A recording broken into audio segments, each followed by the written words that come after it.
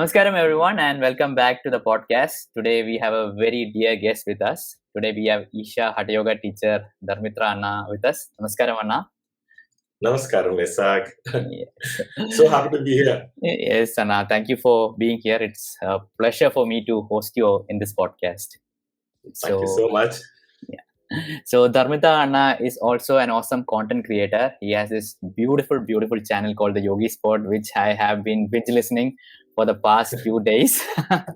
So, and I would just like to tell the audience, if there is something that they can take from this episode, is to check out Anna's Yogi Spot channel, especially the Q&A session and the yogic step parts. Like, if you do not want to listen to this podcast, I would suggest just go there and listen to that episode, and it will add a lot of value to all of you seekers and all of you who just want to know what spirituality is, who want to know more about Sadhguru, who want to know in depth about someone who has, thrown in all into pursuing the path. So Anna, thank you for beautifully documenting your journey over there. Thank you so much. Thank you, Vaisakh. This means so much coming from you because I remember when back when I was thinking of starting my channel, yours was the only channel, relating to Isha at that time. You and your friend Shadow 400, I think that's what the channel is called. And I used to watch your videos, and that is how I realized that, okay, there's a possibility that people want to see, your Isha meditators and, people who are into spirituality in the world actually have an interest into this. Otherwise, I would not have thought that, people are interested in topics like this. Right. So, yeah. Thank you, Anna. Thank you. So before we go into the podcast, I would like to thank the Anna who actually mentioned your channel to me. I forgot his Instagram handle, but if he's watching, I would just like to give a shout out to him. And to the audience, I would like to say the audio version of this will be available on Spotify, Apple Podcasts. So if you're driving, if you're cooking, or if you're just doing something else, you can, listen to it at your own pace. I will also be timestamping this video, so you can just skip to the part which you feel relates with you and directly go for it. So Anna, with your permission, shall we go a little bit more deeper into the podcast? Yes. No permission required. Yes. Let's just dive in. Yeah. So before you have a very beautiful name, Anna, Dharmitra, which is something I've never heard. So I think a lot of us would love to know the meaning and the significance of the name. In the year 2014, I had my Isha Hatha Yoga teachers training. So this was I think the third batch of Isha Hatha Yoga teachers being trained. And it was actually in this batch that Sadhguru came for the Bhuta Shuddhi initiation. So how usually it happens is that the training experience, we were fortunate enough to have Sadhguru come to us for, our private darshans and just exclusively for Hatha Yoga teachers. At that time, it was like we would see him maybe 2 or 3 times a month, Now his schedule is so busy. Hatha Yoga teachers, even if you go for the training, depending upon Sadhguru's schedule, it's very difficult, for that to happen again. But I was one of the lucky ones back then. He was in and around the ashram then. And but what happened was the training is designed in such a way that it feels like a pressure cooker. So the sadhana itself is intensifying as you are going through the training program. And of course, we do not know what's happening at that time, but we could feel this intensity building because the sadhana was leading us there. And at the end, we realized that in some way, it was kind of a preparation for that Bhuta Shuddhi session initiation with Sadhguru. But I experienced it like that. Maybe some other teachers would, have a different experience. But this was how my take on this, that it felt like a build-up. And when Sadhguru actually came for the Bhuta Shuddhi initiation, it was like boom, and everything fell into place. And we felt that it felt like sort of a culmination of all the work we had put in, So during that, after that initiation, then there is a ceremony in which Sadhguru hands over the certificates and he gives his blessings to us. And during that time, nobody else knew this. Even the people in the Hatha Yoga school, full-time volunteers, the teachers who teach us, who train us teachers, even they did not know that this was going to happen, because Sadhguru doesn't really tell people what he's about to do. He's very spontaneous. It's something that I found out while working there. And he just, I'm not quoting him exactly. I think there are videos available online, but he said something in the lines that some of you have, gone beyond certain limitations, and you have transformed yourself completely. In this particular way, he said certain things. And he said, this means that you require a new name now. So everybody was like, what does this mean? Nobody knew what's happening. Sadhguru, then he left. And after that, one of the more senior teachers, Brahmachari, Swami, he came. And then he told us that we never knew that he was going to offer this, because earlier this was only offered to Brahmacharis. The name change is something which is only given to, the name is changed only for Brahmacharis because of the nature of their initiation. It's like the old person has died. So even in that perspective, plus there is an aspect of the sound. So the meaning of the name is not as important. The sound of the name is more important. And we ascribe a meaning to it because, we are a very scientific culture in terms of subjectivity. So there is a meaning there. The meaning is supposed to be your path. The meaning of your name is supposed to be your path. It is not who you are. It's supposed to be the striving of what your potential is really. Yeah. So he told us this, that this is happening for the first time. And then people had questions. So I and a couple of my friends, we were like, done, just sign us up. Okay. But then naturally, some people were hesitant, some people had questions. And a very funny thing I remember is, one guy asked, Swami, what if we don't like the name? So Swami says, if he decides to call you a garbage can, you will be called a garbage can henceforth. Now, to some people, this may seem like a very, authoritarian kind of a statement, But what they don't understand is the commitment, how this commitment requires that the understanding of the privilege of receiving a name from a guru. This is something that you cannot explain it to people. I came back home and I told my parents that, this is the name I received. And my parents are very chill. They're very okay. They don't understand everything that I do.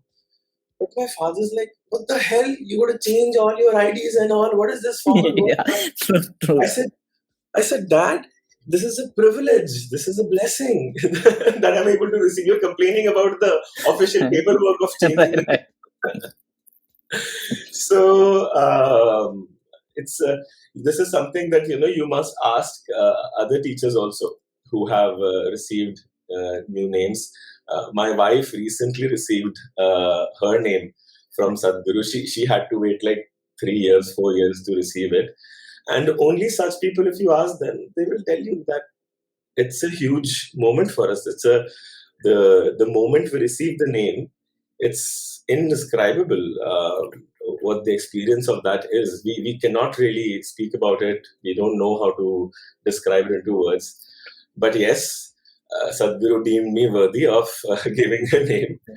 And so I wasn't told. These days they're telling the name, the meaning of the names to the yes. teachers. They didn't tell me, and I did not ask.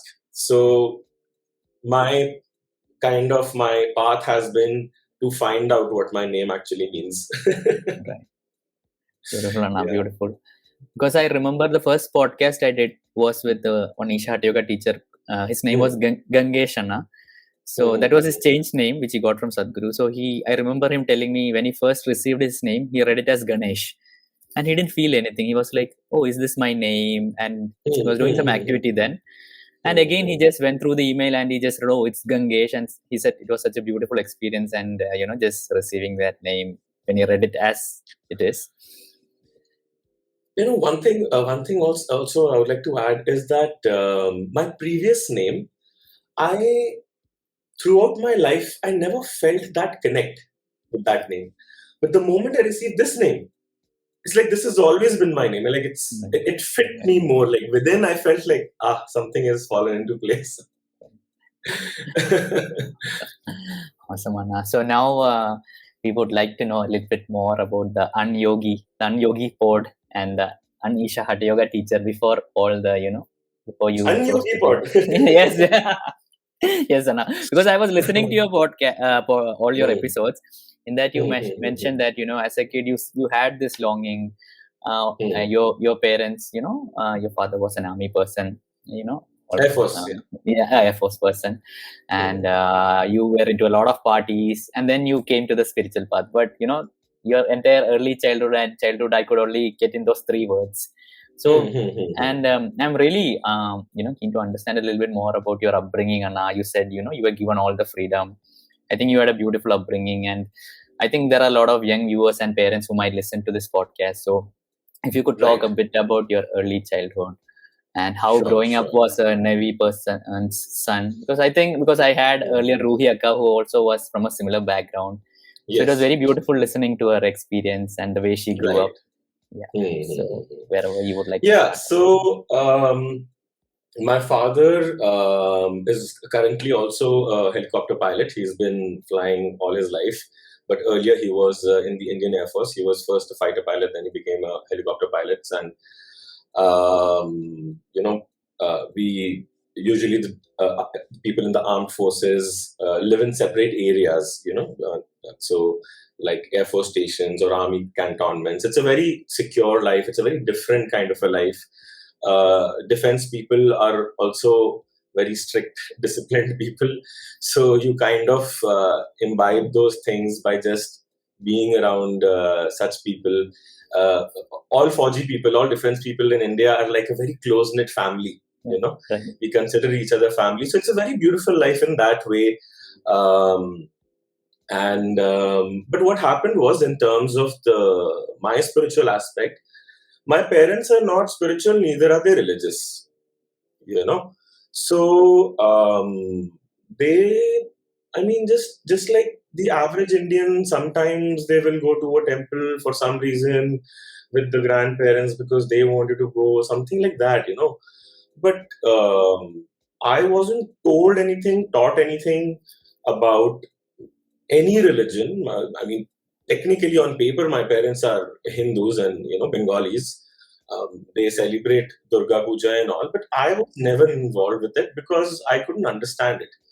And if I couldn't understand something, if it did not make sense to me, I just rejected it completely. So I would not participate in whatever little bit of things also they would do, visiting temples and all. I was like, no, I just won't go.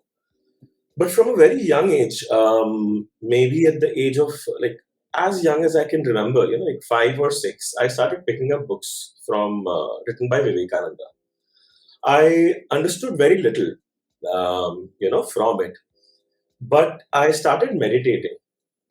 And yes, I started meditating at a very young age. And I did not know what I was doing. I just would sit with my eyes closed and I would feel just amazing, I would go into absolutely rapturous states.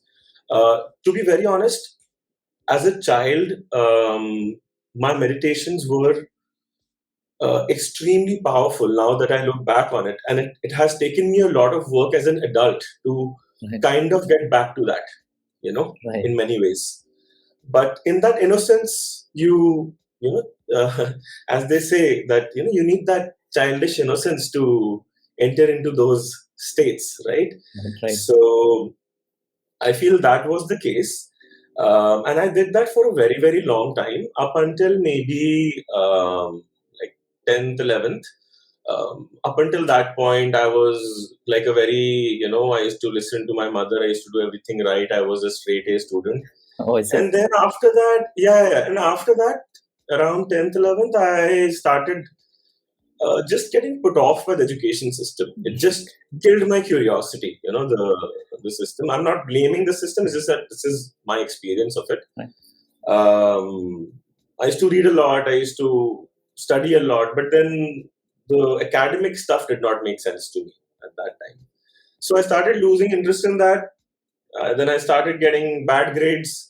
then I saw the societal reaction to that, and that further caused me to rebel against it. And like, okay, so if I get good grades, you give me a pat on the back. If I get bad grades, you scold me.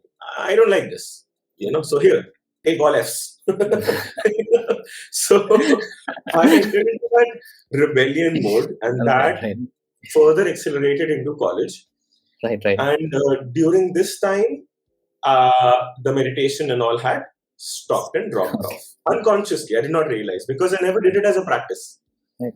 So it naturally just dropped off during that time.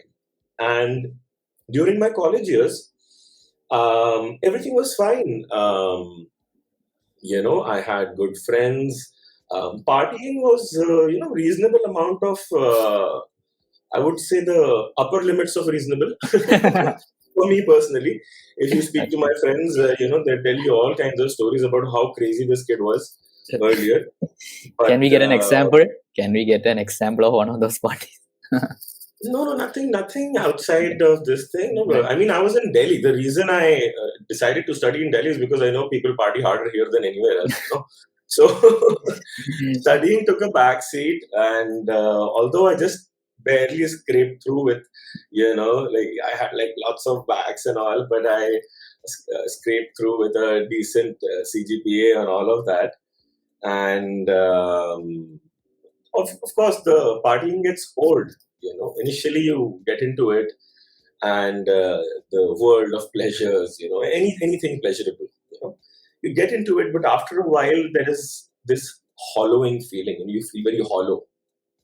It happens on its own. This is not that partying is bad. I don't want people to think this. It's not good, bad, sin, punya pap. It's not like that. It's just that this is the nature of things. If you become too pleasure centric, if you party too hard, it doesn't work.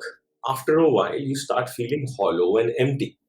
You have everything you think, but you actually have nothing.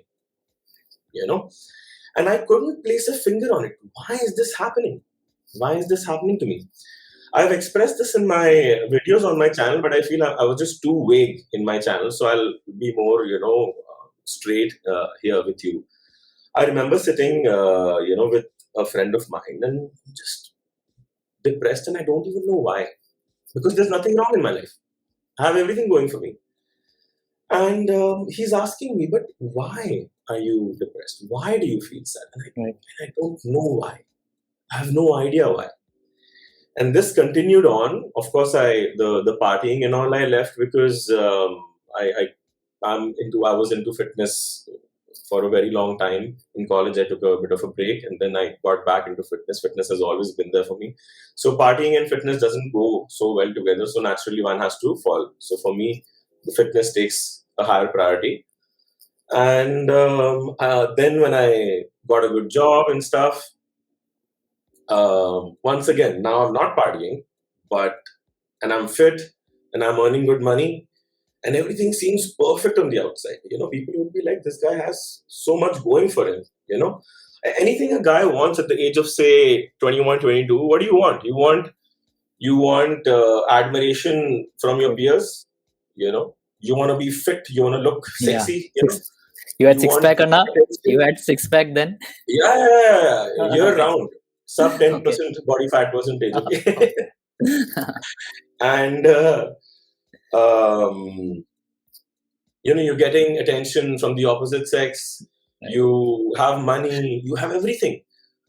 But on the outside, at this period of my life, you would say this is fine. This is perfect. But that period of my life, it was the worst in terms of how I was feeling within. It was so terrible.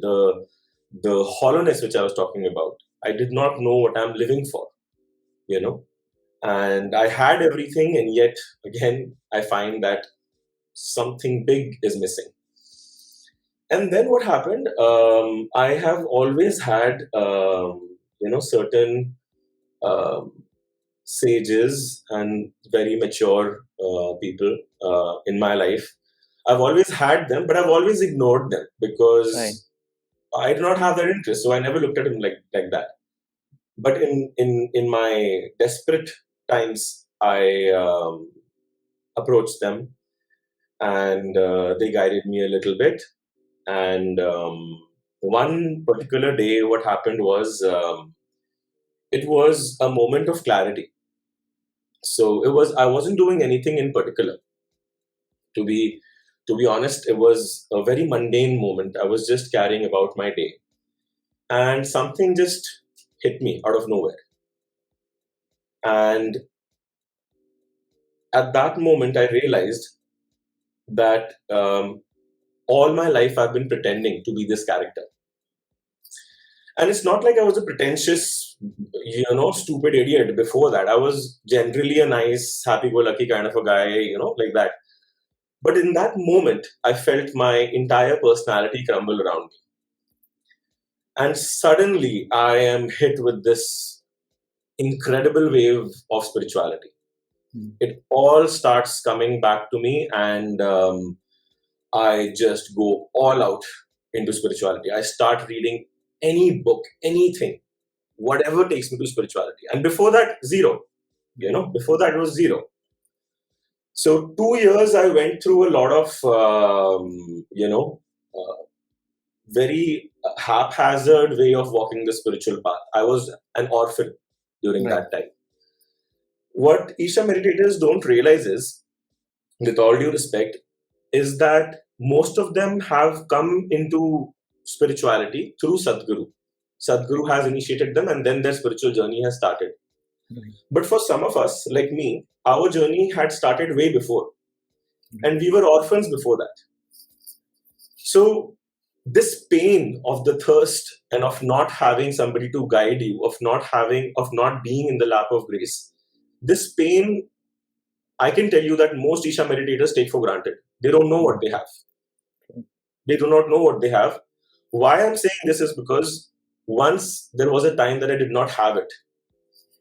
And then 2 years later I would have very crazy spiritual experiences.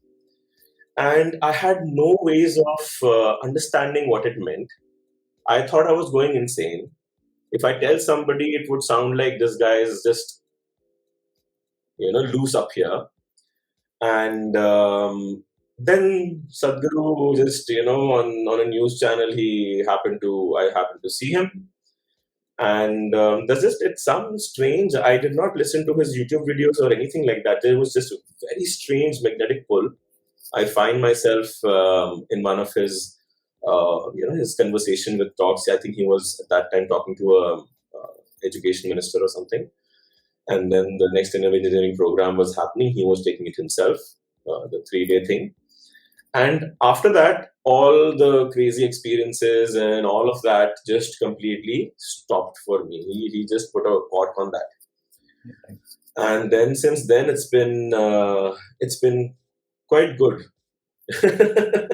Things have been great since then. So now, before we go into Isha and the way you found Sadhguru, like you said, a lot of us came directly to Sadhguru. We do not know what is, not having a guru. So a lot of us, take the sadhana for granted, or just feel like it's not the right thing. So could you talk a little bit more deeper into what you did during those 2 years? What was the sadhana you followed? How did you take guidance or something? There was no particular sadhana. See, the thing is, the universe and the existence and the extent to which human consciousness goes is infinite. Okay, and it's darkness in all directions. It is incredibly scary.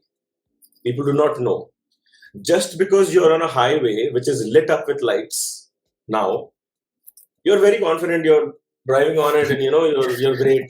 You can chill, you can play, you can laugh.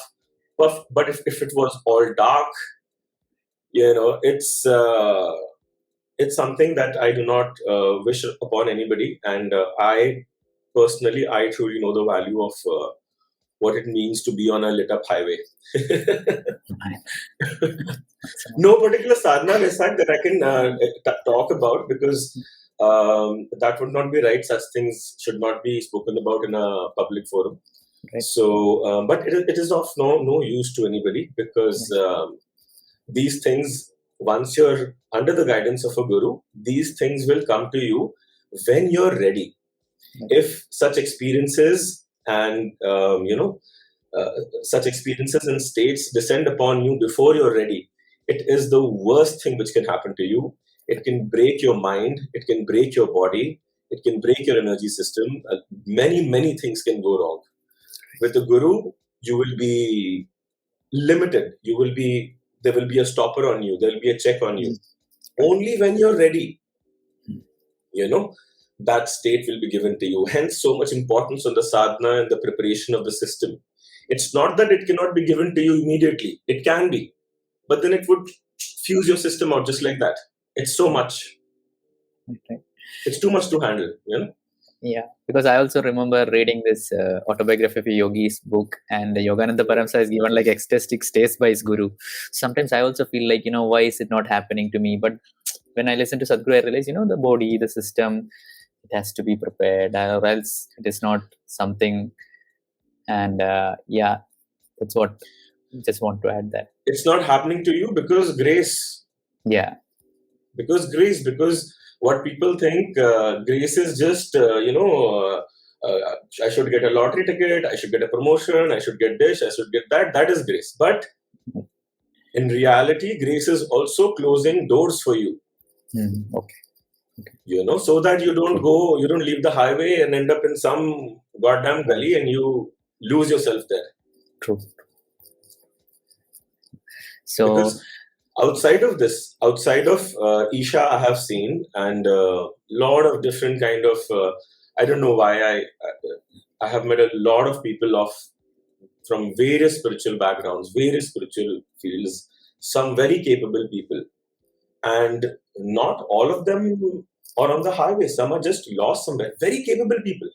Capabilities, siddhis, which you would not be able to imagine. Western people would think it's just, woo-woo talk. They could not imagine something like this is possible. And I have been in contact with such people. I have seen it. But capability is there. All of this is there. But they're lost because they're off the highway. Some little trinket skill siddhi they found, and that's just it. They're lost with that. Right. I hope I'm making sense. Yes, definitely. Because this is very, very value adding. Because on this journey, because what Sadhguru always says, from ordinary to extraordinary. It's not about having some special skill. And I think this will add a lot of value to a lot of us who think, we need some siddhis, we are doing some sadhana, so we'll get some superpower, we can manifest things like that. So I think it's very necessary to understand what grace means from someone of your perspective, and I think thank you for, sharing it with us. I don't claim to understand grace. I'm just grateful that I'm privileged that something or somebody thought that I was worthy of some of it.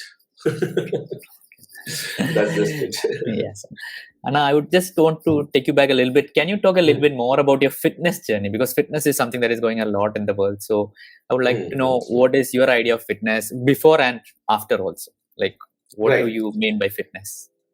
So see, fitness for me is not something, if I will tell you about what I think also and how I approach it.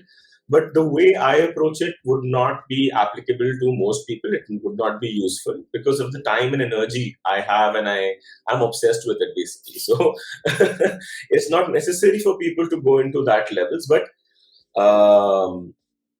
what I think is that, see, our body has not adjusted to this modern way of living, the way we are. This is very new. After the industrial age, all of this air conditioner, this, that, cars and all. And this is a great blessing that we are able to do things so quickly. Our computers and the technology is allowing us to be so efficient, in terms of food. If earlier we wanted to have food, you would either have to forage, you would have to till the fields, farm, or you would have to go hunt in the jungle for an animal. So imagine the amount of physical exertion that is required in order to acquire one meal, say a couple of 100 years ago. Today, in our refrigerators, we have food from all corners of the world, all countries, you'll find in your refrigerator. About 100 years ago, even kings did not have food like this that the average person has today. So doesn't matter who you are, there is a certain baseline of fitness which is required for everybody. It doesn't matter even if you have a desk job or you're whatever it is that you do.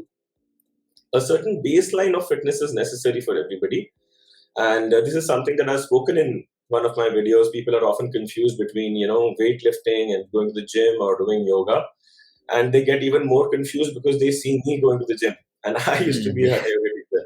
Right. So I apologize for confusing people. But the thing is that I've been into fitness way before I've been into Hatha Yoga, and the time I've invested in Hatha Yoga, the sadhana I have done, the average person doesn't need to do it. It's not necessary for them to go into it like that. But the way I have done it is it gives me a certain freedom to dabble into other things as well. So you are ready to act in the 300 movie. You are ready to act in the 300 movie whenever you want. I think that's the standard you said. That's the goal. That's the my this thing about fitness, my inspiration about fitness is very superficial. I just want to look good naked. That's it.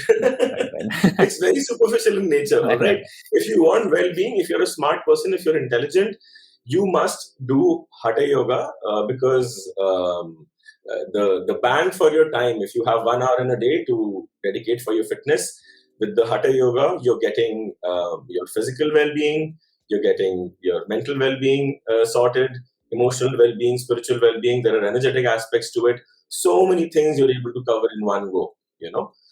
With the workouts and all, it is more limited to the physical tier, to the physical layers of the body, right? And people who are untrained in the flexibility aspects and this and that, they always end up getting injured, constant injuries when they do fitness, because the groundwork they haven't done. The kind of training also depends. My training is very varied. So I have done many different modalities of training, from martial arts to this to that. I'm not saying I'm good at it. I dabble in it. So that allows me certain freedom to, like if I do not do Hatha Yoga for many, many months, I don't recommend this. But because of the training that has gone into me, it'll take me barely a week to get back to where I was earlier. Right.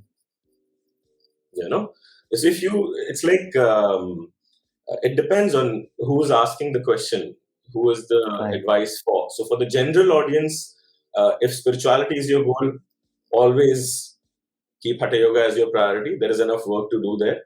And if not, if spirituality is not your goal, you can get buff. What's the problem? So do you think as a teenager or a young adolescent, it is good to have a martial art or be into fitness? What does it, did it add some value when you were there, and what inspired you to get into it? What inspired me?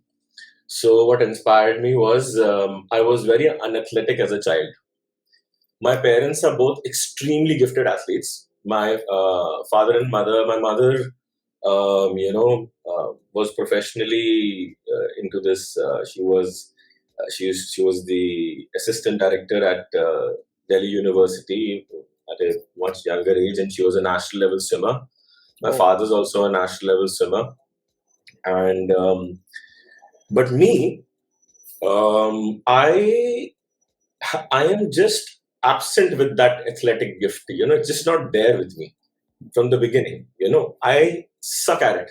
So I have not been able to play regular sports like cricket, basketball and all. I'm a good swimmer, but in terms of everything else, I've always been at a very disadvantageous position. And certain things happened in my childhood. I was met with a very severe car accident at the age of 10, which left me with certain long-lasting injuries and disabilities. I don't want to get into that. But at the age of 10, I was hospitalized for, I was spent like 6 months in the ICU, and then years and years of surgeries at a very young age. So my athletic abilities were just going. downhill, and I became very, very fat because I was hospitalized for, I was bedridden for 6 months, 7 months. Then when I rejoined my school and all, one thing was I was an introvert, and I used to get picked on then. I was bullied a lot in school. So every day getting bullied. This happened for quite a few years. And one day there's, and I wouldn't do anything. I was a quiet kid. I used to stay on my own. I just didn't want trouble, but you know how kids are sometimes.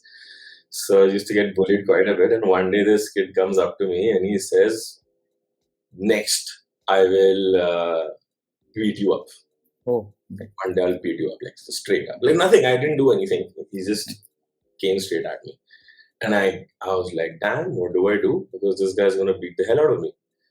So that very day, I went up and joined a gym at the age of 16. Right.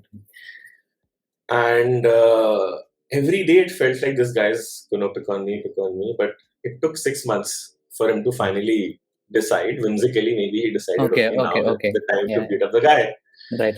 So he came and he started a fight, physical fight. And then I bashed him up. Okay. I was preparing for 6 months. That was the last physical fight I've had in my life at the age of 16. But I thank my bully also. I hope he's doing very well the whole time. But because of him, I work out now and I found the love of my life. I'm obsessed with lifting weights. I don't want to misconstrue what yoga means, what sadhana means, but to me, going to the gym is my sadhana. So I love doing it, and that's why I'm into it so much. Thank you. Yes, definitely. I think. But in terms of martial arts and all, you were saying, I'm sorry to cut you off. No, please. Martial arts. In terms of martial arts and all, I have dabbled in it a little bit. I've done Muay Thai and Jiu-Jitsu. I'm not too good at it. Just some basics I have learned. Now I'm 33 with the gymming, and it's just Hatha Yoga. It's just too much toll on the body, so I'm not doing it anymore. But when you have the basics clear, I feel it is very empowering in nature. Being physically capable is a different kind of empowerment. It gives you a lot of confidence. When you do any form of martial arts, one thing is the community is very respectful. They're very humble people. Most of them are very humble people. They almost have a spiritual vibe about them. When we fight, we have a sparring partner. We fight. We are trying to strangle each other. It's almost we call it murder simulation. Few seconds longer, you go hold the guy's throat and he'll go unconscious, then brain damage and that. So it's a very high risk thing, and we are trusting each other when we do all of that. And after we beat each other up, we bow down before each other. True. So martial arts, I feel, carries this the sense of discipline, and the end result of martial arts is actually very spiritual. It's self-mastery in the end. So I feel if people want to get into it, yes, a little bit they should see, and it builds a certain confidence in you. Yeah. Because as a young kid, I always wanted to learn some. I used to see kids going for karate and all. So I also wanted to learn, but I never got the opportunity. So now I am learning a little bit of Kalaripayat, and I see it's not about getting into fights or anything. It's just about, grounding. And I wish I had it at that time, because at that time I used to get into fights, and my idea was if I learn karate, I can beat up the other person. But if I had actually learned some martial art at that time, it would have been a very different experience for me. So in a way, I hope in martial arts, I'm sorry, please, sorry, go ahead, Vaisakh. No. In a way, I hope some youngster listening to it, he sees you and he understands, getting into martial art or getting into fitness. Maybe he right now does not want to do yoga, but maybe the fitness. Who are you talking about? Anyone, any youngster who might be listening to this podcast might, would want to give it a try. It's good. It all depends on your approach. Some people get into martial arts and they use it to bolster their ego, because now they can. It's like you're a weapon now. When you know martial arts, you yourself are a weapon. Right. A good martial artist will always avoid a fight at all costs. He will use it as the absolute last resort. this is what a good martial artist must do. But then again, there are people who will, abuse this power. So there are, again, it's always up to the person. These are just tools. One can use it to take them whichever way they want. So, Anna, with that, we would, I think, convey to the next phase of the podcast about, you meeting Sadhguru. I have listened to this in your journey in that yogic step 1, 2, 3, 4, 5. I hope you don't mind, repeating it once more for our audience. What? Sure. Yeah. Absolutely. So yeah, as I mentioned, 2 years of crazy spiritual experiences happened. After God knows what happened, I don't know. I still don't know. I can't figure things out for myself even now, what really happened to me. But after inner engineering happened, I immediately felt that I am under somebody's protection. This is not a psychological thing, Anyways, so after that, immediately after inner engineering, I just thought inner engineering means, after the initiation and all, it means that, we are all going to the ashram now. That means like everybody in the program is now going to the ashram. This is the Right. Because I thought my experience is the same. Like everybody's experience is my experience, but actually only I was experiencing it. And actually a few other people from that same batch are still full-time volunteers. Oh, okay. So when I got initiated, a bunch of people got infected with this Okay. this bug. And I did not know the word ashram. I was so far away from religious things. I did not know the word ashram. You would not believe this, Right. So but then I found out I wanted to know where this guy is. Where does he live? Like, what does he do? Like, can I be around him? Does he have a company? What is it? So then I understood, okay, this, that, and then people put me through the right channels. I met some very special people in my life. The Swamis I keep referring to in my videos. Yes. There's actually not one Swami. There are a bunch of Swamis. Swami, the Swami, The Swami. They're essentially nameless. Yeah. So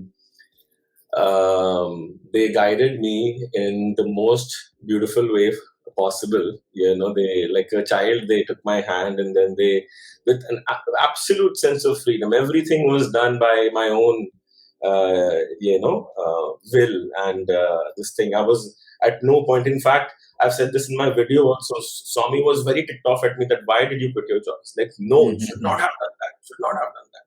Right. Then for me, I then really went through the programs all in one go. But I remember after the Bhavaspandana and during a Yogasanas program, I was working with this volunteer. I wasn't even volunteering much because I'm not a very social person. I still don't associate with even Isha people. I don't go to meets and stuff. That's my problem. But there was this volunteer, and he told me that there's a program called Samyama. I'm like, Samyama, what is it? He said, you do Shambhavi. Shambhavi is 21 minutes. And Samyama is 24/7. Again, what the hell is he talking about? So I ran to the only person I knew who could answer my questions. I'm like, Swami, what does this mean? So then he said, okay, then you go, then I went to the ashram. I did every single program possible they had to offer in one go, from the first batch of Ishanga training, satsang teachers training, then the Shunya, then the Samyama, then my first Mahashivratri. And by that time, I had signed up for Hatha Yoga teachers training. And I did not plan on being a Hatha Yoga teacher because it was, I signed the full-time volunteering papers in Bhavaspandana itself. So, but they still thought, the Swamis and Brahmacharis thought that, okay, fine, if you can afford it, if you have those kinds of funds, if it's not an issue for you, it will be a good experience.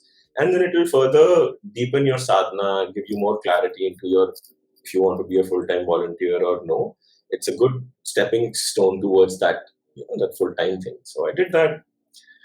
Then immediately after that, I was put into IE teachers training, which again, I was very lucky because in all my trainings, Sadhguru was there from the beginning till the end, from my IE to Hatha Yoga to everything.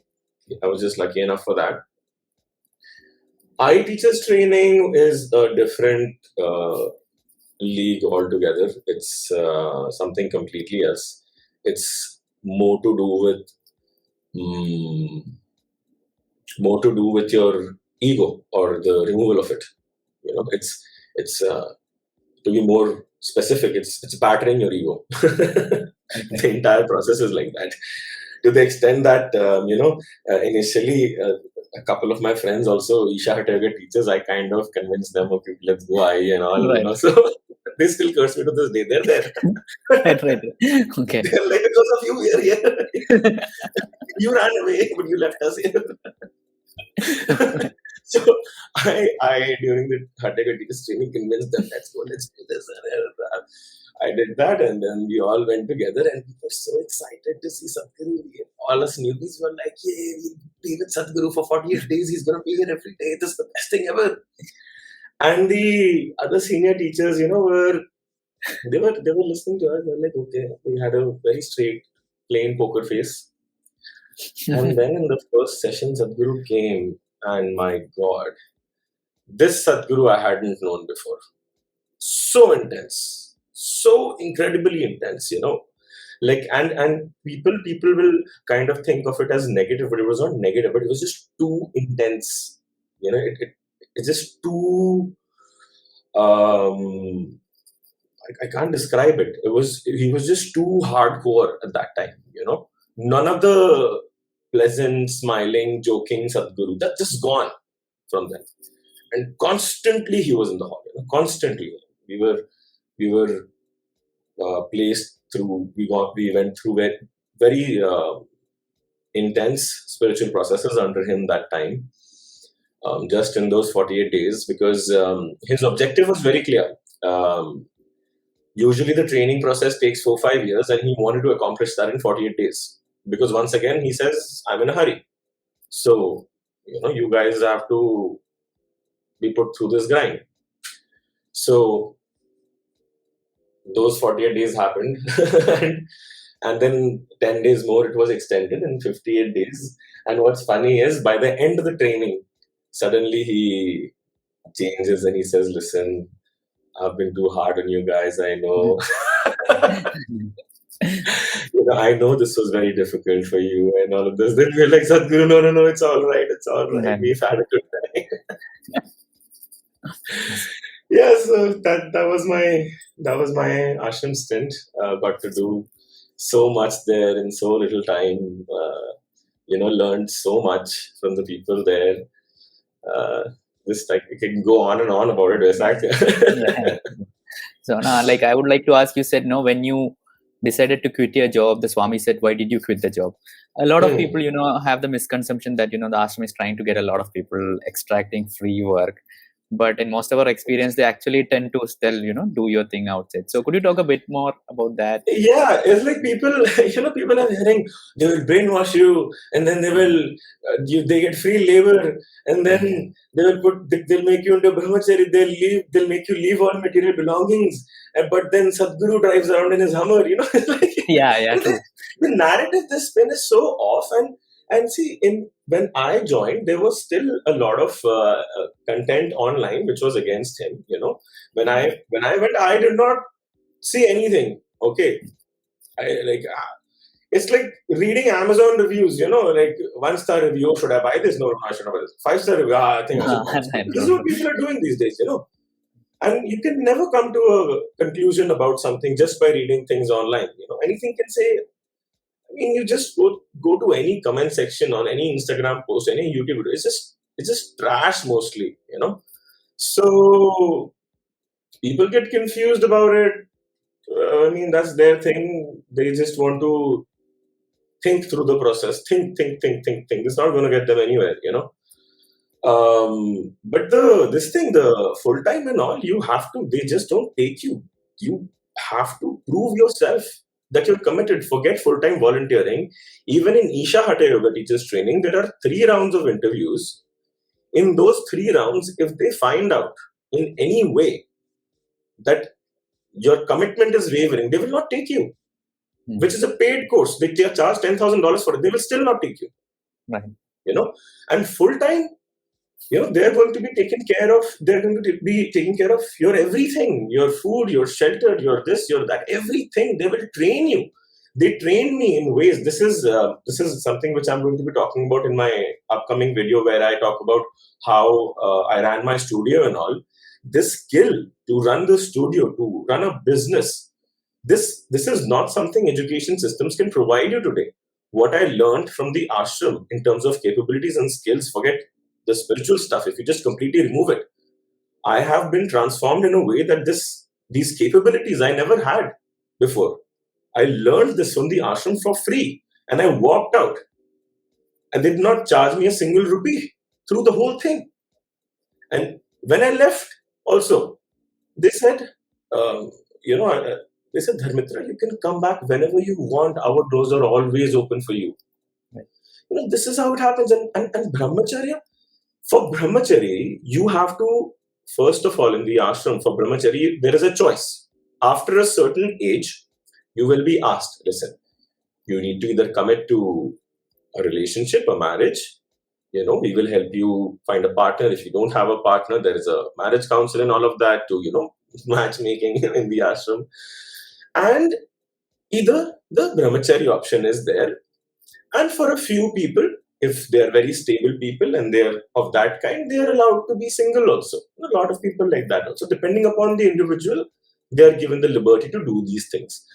A lot of young people initially, because of, in the ashram also, there is a certain, it's the people's misconception, there is a certain glamorization of brahmacharya. In Indian spirituality, there is a certain glamorization of brahmacharya, right? So it naturally becomes the highest thing. You all think, oh, brahmacharya is the great. It is quite amazing. But I'm saying the glamour needs to be removed, and you have to see it for what it is. A lot of people apply for brahmacharya. I don't know now. Earlier, you need not even have to be in the ashram to apply for it. And there were like some 2 lakh applications. I could be wrong about this. This is hearsay. Somebody told me 2 lakh applications a year they were getting. Now they have closed down. They only take from the people they know. And the whole system, there is a mentorship system. There are people looking into your growth. Their inputs are taken. At different points, you will be asked every 6 months, every 3 months, at every stage of your growth, they will ask you, what is it that you want to do? Do you think brahmacharya is an option for you? Then after that, if you think that this is for you, this person has shown certain things that fits this kind of way of life of brahmacharya, which is, by the way, not better or not less than anything else, okay? But if it suits the person and the person wants to take this path, then they're put into something known as the process, which is a spiritual process where you don't become a brahmachari. You are initiated into, say, I'm just being very crude with this, okay? Don't take it to this thing. Like a pre-brahmachari process, basically it is. So where you will see in the ashram, if you go, you'll see a bunch of people wearing, samyama clothes, the orange and the whites. They are in that only. They live next to the brahmachari sangha where the brahmacharis live, and they live like brahmacharis, but they're not fully initiated. And this process, when you're put in, is very intense. Their schedule, their sadhana, everything is super intense because they're put on a very high, fast-forward pace, spiritually also, externally also. This process can last anywhere between 1 year to 10 years. Okay. So your commitment will be tested in each and every way. And then they may put you into brahmacharya because people fall out of that also. Then they realize, no, this is, the journey itself makes them learn many things like it did for me. But then you should realize it's not about this is the best, this is the next. No, it's about what is good for you, what is the best for you. So the process is so difficult to get into, and for people to think that brainwash and this, that, oh my God. I feel when it comes to these things, if you can brainwash, you deserve to be brainwashed. You're an idiot. Right. Probably shouldn't have said that. Yeah, but it's silly to think like that. Sitting here online, you will look up and you will read 5 articles, then say, "Oh, I've done my research. Sadhguru's this, Right. Sadhguru's Right. that." And you go there and see what is happening. Experience. The main thing is, Vaisakh, the context of the experience is missing. Right. And the context of the experience is missing. See, the people who are, against Sadhguru, if you say they're making these videos and all, I genuinely do not think most of them lack integrity. Genuinely. I just feel that if it was me, for example, and the context of this spiritual experience was missing, I would also be an atheist because I was an atheist back in the day. It's just that these crazy experiences happened to me and I was forced to shift my worldview and my understanding of life was changed because these things happened to me. Now, supposing somebody is not has not experienced these things, then naturally they will lump all the fake gurus and the dhongi people, they will lump all of them into one category, So I do not feel this is necessarily always out of an ill intention. Many a times it is politically motivated, That is also the case because the moment Sadhguru started voicing his opinions on politics and all of that, all of these things really ramped up. Right. But a lot of them, I genuinely see that they have good intentions. Some of them genuinely think that this is wrong, but they want to prove that it is wrong in any way possible. They're okay slinging mud. They're okay lying about it. Because they feel that it's like anything you do. Like for example, Adolf Hitler, for that matter, was thinking he was cleansing the world of Jews. So all heinous tasks and everything. They say the road to hell is paved with good intentions. So evil people, I feel, are very few. I could be wrong, but I feel are very few who know they're doing wrong, who know and genuinely they're doing. But most people, I feel, work according to their own understanding. Yeah. And if they're putting their content outside against him, I do not agree with it, but I respect them as human beings. This is what my spiritual path has taught me. And I will not hate them in any way. Maybe if they abuse me or something, I'll distance myself. But I would like to share what is common between us. Because see, there is nobody on the planet with whom I agree 100%. Even Sadhguru, I don't agree with 100%. On many things, I disagree with him. Right. If you work in the ashram with Sadhguru, and Sadhguru works with architects, engineers, people from all fields, scientists, they have debates. People say, Sadhguru, no, you're wrong. This is this. Sadhguru listens, He's also like this. The inner dimension is different for him. Right. But this conversation needs to have. Our minds are different. We will disagree with each other. But to just, I disagree with you, so I kill you. This is wrong. Or I spew hatred against you. This is wrong. We are in this, the civilization has come to such a place that these debates and all are possible. And now on a single platform, earlier what was happening was spiritual people were amongst themselves, atheist people were amongst themselves, everybody is doing their own thing. Now the platform, the stage is one. So everybody gets to talk about everything else. Every idiot's opinion is out there. True, Anna. Yeah. Awesome, Anna. So thank you for that perspective, Anna. I think when you went to the ashram, it was not like crowded as it is now, I'm guessing. So could you talk a bit about the ashram at that time? It's always good to listen from earlier volunteers and meditators how the ashram was like. And, I've heard from your video that you could see Sadhguru walking chill. Like I think it's from your video. Yeah. So could you talk a bit about that, how ashram was? So, of course, I went in 2013. By that time, a lot of development had already happened, but it was at this cusp of exponential growth at that time. That is when I came in.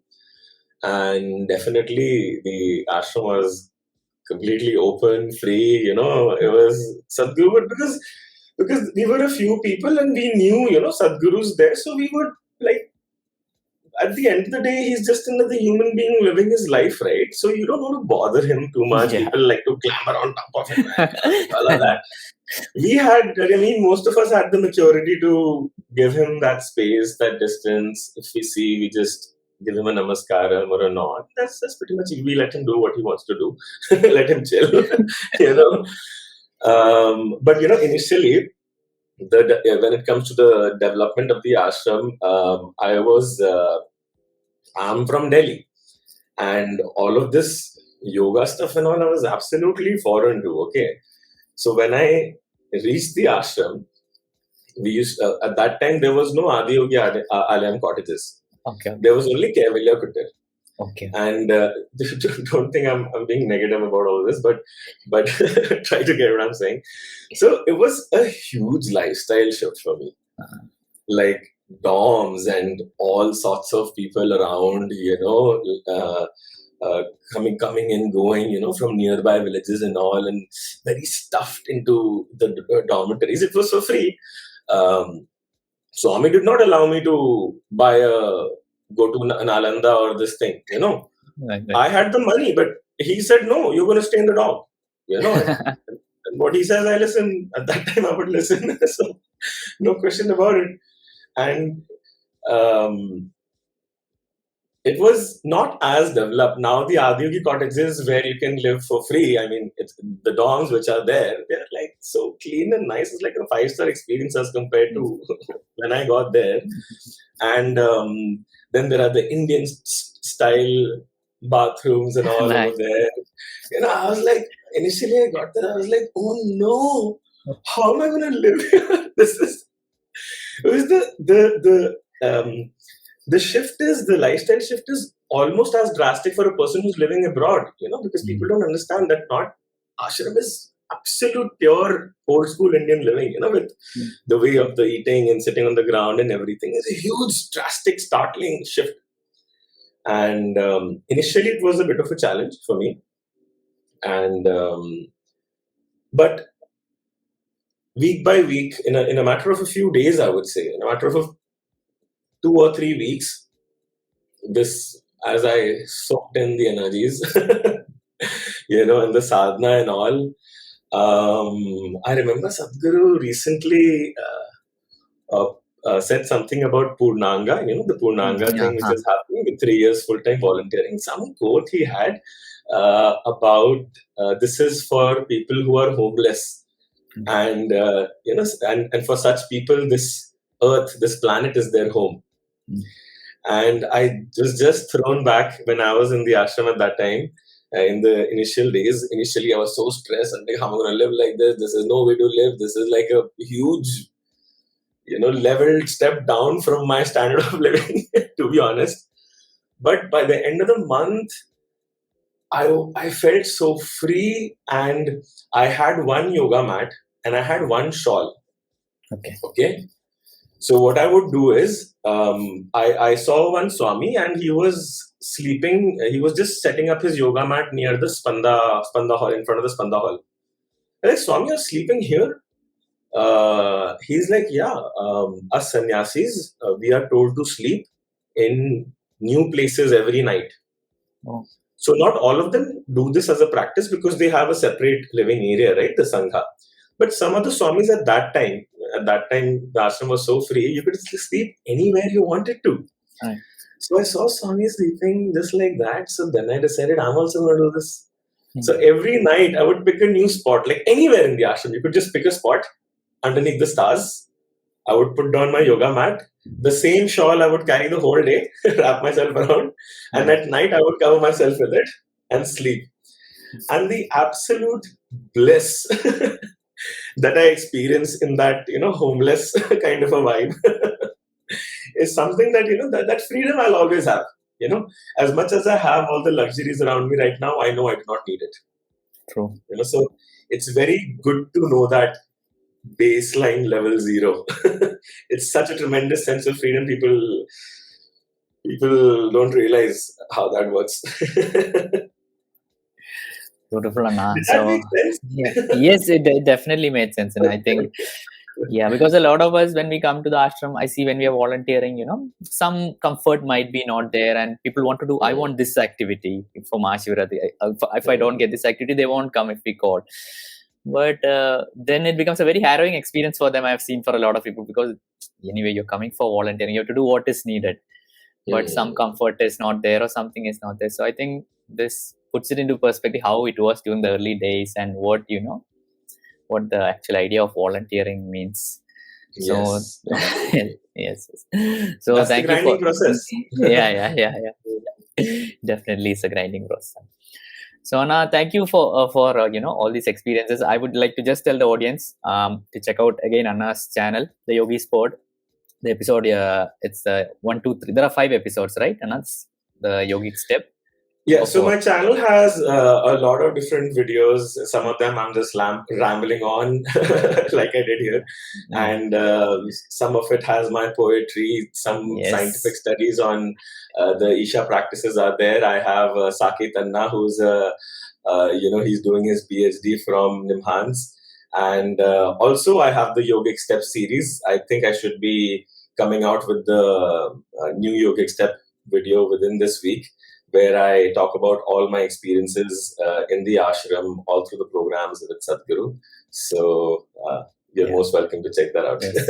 Not most welcome. I highly insist the audience to check out, because Anna goes a lot more into detail about all this process of meeting Swami, then going for Bhav Spandana, Samyama, and all that. You go into a lot more detail. So I hope the audience definitely go give it a check.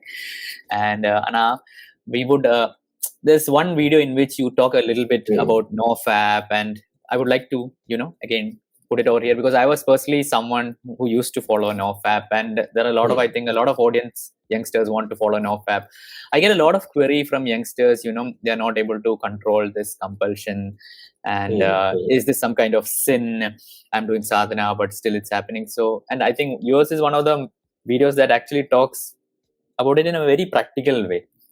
Most of the videos, it's either like you go all out this way or you do this. And I think it's quite unhealthy for someone to actually follow those videos if they do it. So I would like to ask about your perspective about the NOFAP movement, and what youngsters, when we are going through that age, the sexual drive is in a very high. So how does one, channel it for one's well-being or growth? If you could shed some light on it.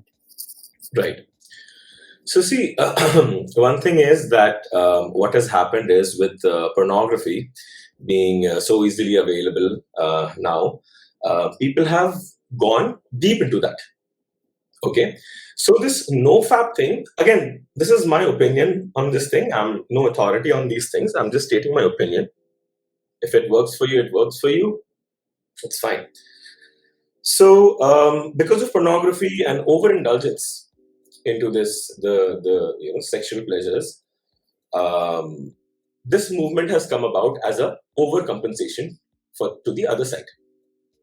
Because you went deep into this, now you gotta, because you were binge eating, now you have to fast. Something like that. Not exactly, but that's kind of the analogy. Because this obsession with the way people are approaching porn, because I have a lot of my participants and all young guys calling me up for this same exact issue, that what do I do? This is just getting out of control for me. And pornography is somewhat to blame, but I never look at the thing is never at fault. Whatever is in front of it is the person. Pornography is just acting, it's a performance. It's not even real sex, right? So people start, first of all, especially in India, where there are so many illiterate people start thinking that is how real sex is supposed to happen. No, that's not it. It's like a movie is not real life. Like that, pornography is also has nothing to do with real life. It is an enactment. It is a performance, and this is mostly amongst men. the kind of the sexual addiction is mostly amongst men. It's there in women also, but for men it is mostly there because men are visually aroused. So pornography is more targeted towards men. Now, this leads to a certain unhealthy way of getting dopamine. Because with sex, your dopamine levels, I think, are twice the normal, 2x hit. Basically, you get, I don't know the exact numbers. With chocolate, you get like 1.25, and something, with higher drugs, it's like 10 times, like that. So we are we are dopamine addicts now because of our phones also. Constant, one like, nice, one reel, next reel, next reel, next reel. Right. So dopamine, this thing, it's out of control. We are not able to self-regulate our, the mind. So with NOFAP, what is happening is, once again, if it has worked for you, good. Ignore my advice. You don't need to listen to me. If it hasn't worked for you, then I can go into reasons that one thing is that supposing you're fasting, you go on a diet, you don't eat food, you're eating like say some silly diet like watermelon diet, you eat for a week, you lose a couple of pounds, you lose some weight, but then in the weekend, then again you eat pizza and all, you overeat, you binge, and again you're back to square one. Right. So people who do crash dieting, they're never able to keep the weight off. Same with this, you're repressing the need in NOFAP. You're repressing. One day it's going to blast. Because your biological secretions are happening constantly. In terms of sperm is completely rejuvenated and recreated in 48 hours. So every 48 hours it's being refilled. All the cells have been regenerated, recreated. So once again, the urge to release comes in. So this is a constant battle people are getting into. And the main reason that this battle happens is because somebody told you that this is bad for you. Right. So you get into this vicious cycle of repression, but you have to release anyways, and then guilt, and then back into repression. Right. This cycle. Indian society also, overall also, in the world also, they're very hypocritical. Nobody wants to talk about sex, but clearly Indians are having the most sex. Right. 1.4 billion people. But you go outside, you say sex, and auntie will come and slap you. Beta, what is this you're saying? Chi. She had 3 kids. She has 3 kids. Where did it come from? Right. So there is this hypocrisy in Indian society, and if you talk about it, it's like nobody is having sex, but the population is exploding. It seems like our number one talent is that we are good at breeding. So this taboo thing has to go away. This forbidden aspect of sex has to go away, because even if you look at it from the yogic perspective, energy first enters through the Muladhara. This is the first chakra. Nothing wrong with it. It is just the root. It's the basis. Then you must have seen the calendar, red, yellow, this, then it goes into higher. So now what happens is energy enters into the first chakra and you're not able to contain it. And it wants to be released.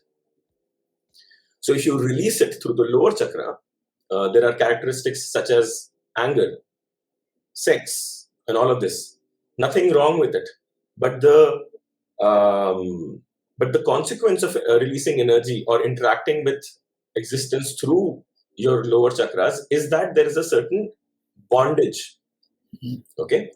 So whether you are having friends with benefits or whether you're having, you're getting into a relationship and all, there's a certain element of bondage there. There's a certain price to pay. Certain price. I'm not saying it's a bad price to pay or not. I'm just saying there's a price to pay. And the nature is of bondage. Now, if you go above, if you release from a little above, you have Swadhisthana and all of that. That has to do with work. That has to do with your activity levels. You keep going up. The moment you reach Anahata, this is where they say, again, not all of this is in my experience. I'm giving you a lot of my conceptual knowledge also. Not everything is in my experience. But in my understanding, till the anahata, there is some sense of duality and bondage involved.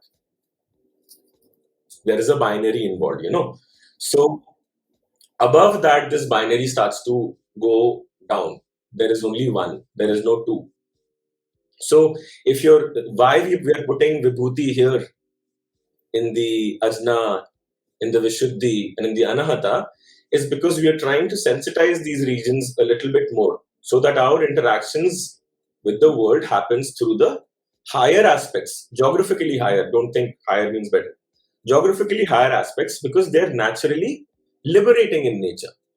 Right. The lower aspects are entangling in nature. It's not about good and bad. It's just about understanding the nature of things. Okay, like you supposing you engage in the lower, supposing you are in a relationship, even if you approach it consciously, you get married to somebody, there's a certain amount of work that has to go into it.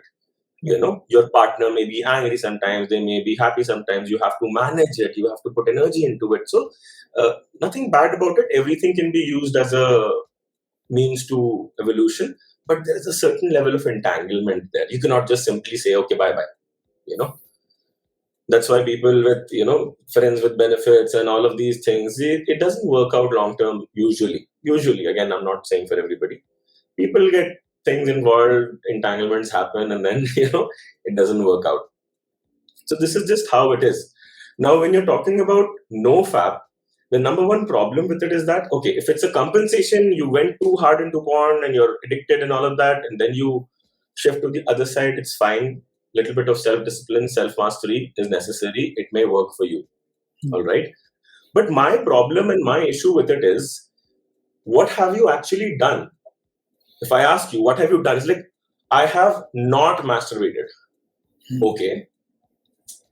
How's that a big deal? That's all you've done. You're still about masturbation. It's just that you're not masturbating. If you just release it, at least that thing gets away from you, and then you can carry on with your day. Right, true. So what do you do with these tools? What do you do with these methods? Be it NOFAP, be it sadhana, be it this, be it that, fasting, tapasya, all of this. What do you do? You're trying to enhance yourself so that there's a certain impact you can have on the world. There's something you can do. This is to enhance your perception. This is to enhance many different aspects of you. If it is being used like that, it is fine. But the problem with NOFAP is, for a lot of people who are hitting into this roadblock, is that they become about it. So this guy came to me and said that through the month, Anna, I did this through the month, and one day this happened and this thing. I was like, listen, dude, how was your experience through the month? Throughout the month, you're thinking, oh, I do not want to masturbate. I do not want to masturbate. I have to. And you're still, the content of your consciousness is still that. Right. So my approach to this is, when I was in very intense states of sadhana in the ashram, and we were in some situations, in the beginning, we were told very clearly. In Hatha Yoga school, now I don't think they give this instruction, but in my batch, one of the senior swamis, it was very clear. He said, you're going to live like a brahmachari. He's not going to say NOFAP. He's not going to specify. You should be intelligent enough to understand what he's saying. Right. You're going to live like a brahmachari. Once he said it, that's it, it's done. Okay? And my experience was that now that I look back on it, my experience was that I was so intensely focused on the spiritual aspects that I did not have to think of NOFAP. You asked me then, I wouldn't probably. At that time, the NOFAP movement wasn't even popular. I didn't even know these terms, NOFAP, But I was so intensely focused there, my sexual aspect of me was not being catered to, and I had no attention on it, because I was there for a completely different purpose. If I wanted to sleep around and cater to my sexuality and all of that, if I wanted to give expression to that, I can do that anywhere else, right? And it's fine. Nothing wrong with it. But I was in the ashram for a particular purpose, and I was focused on that. So this never occurred to me. This NOFAP thing was never occurred to me. It never bothered me. And with Sadhguru, he clearly said again the same things. And after a while, they stopped telling us these things. We just knew. Right. Because by that time, we mature into such a place that we know that that this is what it comes with. This is what we have decided. So it is not by effort, actually. For me, maybe different people come with different karmas, different this thing. It's possible that some people struggled with it and all. I know. I've spoken to my colleagues and all who faced issues with it and all. But for me personally, I was very clear on this because it is about how the energy finds expression. If it finds expression through the lower ones, this is the nature. There is a little bit of pleasure there. This is also given by Creator. This is inbuilt. There's nothing wrong in it. There is, Sadhguru says that the orgasm is, there is a certain aspect of samadhi in it also. It is not sexual in nature. Lust and all of that is sexual in nature. But just within yourself, this is a taste of samadhi that the Creator has put in you. And then if you express from higher and higher and higher levels, basically instead of spilling from the bottom, you want to spill from the top. Your energy, when it's built up, when it's sealed from the bottom, you're not letting it express here through the lower chakras. Inevitably, it will find expression in high forms of creativity, knowledge, writing, poetry. If you go further higher, wisdom, wisdom beyond your science and all. It may include that also, actually. But then inner wisdom, and then new doors start to open up for you. Right. But the problem is people are not able to contain this energy. Right. You cannot contain the energy. You cannot seal it. You want to spill. You want to express. You want to just burst out, Right. This is where the sadhana comes in. Right. So now how much does sadhana and what are the impacts of diet on this actually? As much as could you talk, do you think diet and what are some actionable steps that people can take to, move from their lower to a little bit higher in whatever limited way? What do you think? See, diet and all of this stuff from sadhana to diet and everything. And if you really understand what your goal is when it comes to spirituality, if you really understand, if you really know what you're trying to get at, like you're trying to transcend, you're trying to know something, you're trying to, you want the mysteries of life to be revealed to you, it's a very big and lofty goal. You see, if your perspective in that is sorted, then naturally every little bit of advantage you would want to take. So the Rudraksh in itself, see, I don't wear a Rudraksh anymore. Back in the day, I would wear a Rudraksh. This is my personal choice. But the Rudraksh is incredibly helpful. It creates a certain level of protection. There's that. People can read up on it. So every little, even if it's a millimeter of, it will give you an inch of benefit. You want to take it. So diet is something which has to do with the body. You need a healthy and well-functioning body which is at ease in order for you to practice spirituality, in order for you to proceed on your spiritual path. Without your body, I don't know how to do it. How will you get into an asana? I don't know. We are in the body because it provides a certain possibility of spiritual growth. That is why a human life is so special. It's because with something about it is like this, that a lot of spiritual growth is possible in this particular form and manifestation of a human being. Right. So the diet, we are trying to move towards sattvic diet. What sattvic diet is doing is that it's compared to say tamasic and rajasic, we are trying to reduce the compulsions of the body as much as possible. Reduce it. We cannot completely eliminate it. So for example, with my the Hatha Yoga training, teachers go through the 6-month training and all. Difference that I saw before and after was that amount of sadhana, that intensity of sadhana, what it eventually allows you to do is to sit for, say, at least 2.5 hours. That is a good realistic goal to have for most people. 2.5 hours, if I sit, I the body does not bother me at all. I can completely lose any sense of having a physical body. And then that will allow me to move into subtler aspects of myself. There is the mental body, and then more subtle, more subtle, more subtle. I can do work upon like that. Because the body is a constant series of compulsion. It wants to go to the bathroom, it wants to eat food, it wants to sleep, and people don't realize it. It's just one thing after the other, you know. Okay.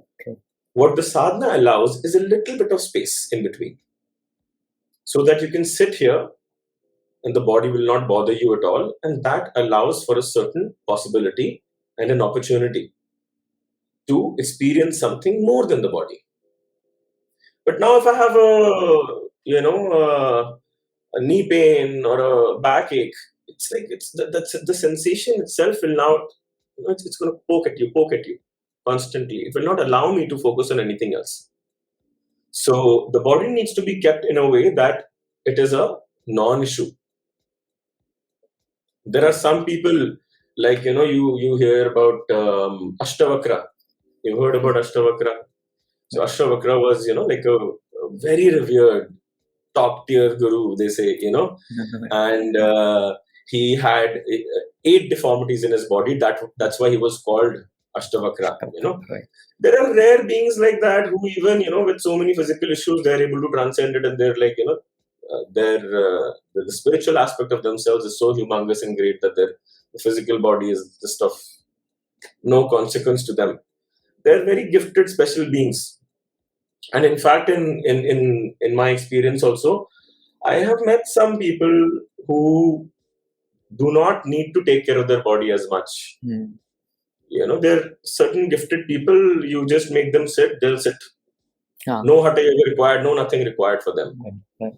There are some people like that. I am not one of them, and I would say 80 to 90% of the people are not like that. We need some amount of work on the body, on our energies, and our mind, emotions, and the sadhana helps settle this. In that, when all of this is settled, when our nonsense is settled, then something else can come forth in our experience. True. Awesome, Anna. So, thank you so much for being a guest on the show. It was such a pleasure to listen to, and I'm sure the audience would also love to, listen to you more. So, where can they reach out to you or see more of your content? Which would be the best platform to reach out to you with queries? Because I see that you answer a lot of queries, and you do consultation also, I'm guessing, from one of your videos. So, yes. I do take consultation sessions if people need that. But my channel is the Yogi Spot, and maybe we will leave a link in the description for it. And I'm very lazy with social media, and so you can follow me on Instagram, but I probably won't post very often. But please help me with this. Maybe Vaisakh can teach me how to do these things. I'm very new to it. We can find Anna at the gym. You can tell your gym so that people. Can you tell which gym you go to so that people can find you there? Maybe. I don't want to be bothered there. Okay. So. Thank you so much, Vaisakh, for your support. And this is such a big thing for me that I get to come on your channel. I've been looking at your channel for so long, and I've made it. No, thank you so much. So, any last words for the audience, or something that you would like to leave them with on their journey? Maybe someone is just beginning their journey. So, what would you like to tell to that person? Beginning their journey. Nothing. If they're beginning their journey, they're already blessed. Don't enjoy this. I would say doubts will come, many challenges will come. That is what you have signed up for. But the rewards are also there. And if just the fact that you're beginning your journey, and that I feel I am also beginning my journey only in many ways. But the only thing I can say is that I feel very blessed, and so should such people who even got a little bit of taste or inspiration to set out on this path. Do not listen to the naysayers. This is to 2023. everybody is insulted, nothing is sacred. You know, so if you want to fall for that, fall for that. I mean, it's up to you. It's possible that we are brainwashed idiots, you know. To say, I'm not here to convince anybody. Thank you, Anna. Thank you. Namaskaram. All right, Vaisakh. Namaskaram.